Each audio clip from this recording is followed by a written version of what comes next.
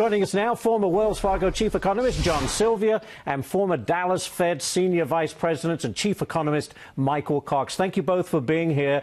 John, let me begin with you. There's somewhat dovish, there's dovish, and then there's uber dovish. It seems this is very uber dovish. Would you agree? No, I think it's a little bit more dovish. I think the Fed did a great job. I think Powell got it right.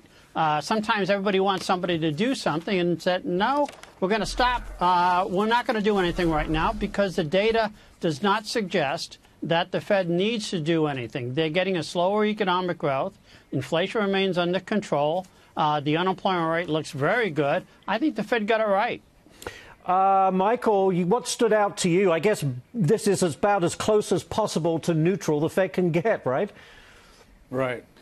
Yeah, I think the Fed got it right, and I commend them for that. Overall, they're doing a good job. But I would like to hear more discussion about these amazing changes in the economy. You know, there's some very fundamental changes going on in the economy. Everywhere I look around me, I see what you might call marginal cost production being replaced with a big infrastructure. If I go to McDonald's now, I could order my hamburger for a kiosk. I'll go to Amazon Go. I don't have a checker.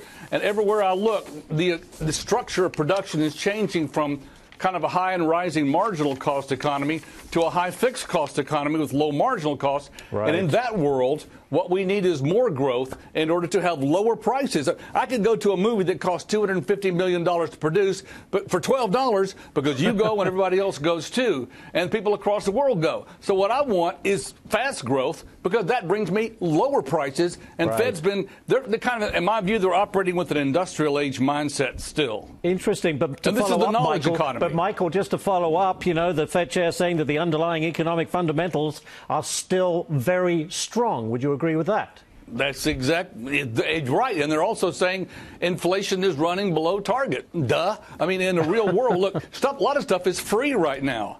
FaceTime is free. Email is free. I could go down a long list of stuff that's either free or extremely expensive in terms of its cost compared to what it's worth. The Internet, using the Internet search engines and on, being able to get on Amazon and shop at night, to travel through eBay, through right. Uber. Shopping, it's just a fantastic world with lower prices, but most of those things elude the price statistics, and to the extent that they do show up, they're holding inflation down. Let me just get in very quickly here to John. John, sure. Listen, they're tapering the balance sheet. They're going to do that by the end of September. That's a good move, you believe?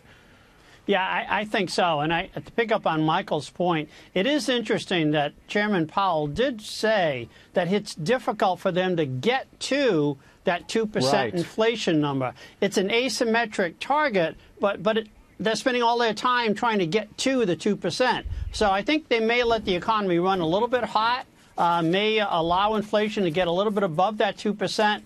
If they're allowed to, if they can do that. Right. Yeah. Low inflation across the globe. Gentlemen, we're running out of time. We have some other breaking news. Thank you very much for joining us.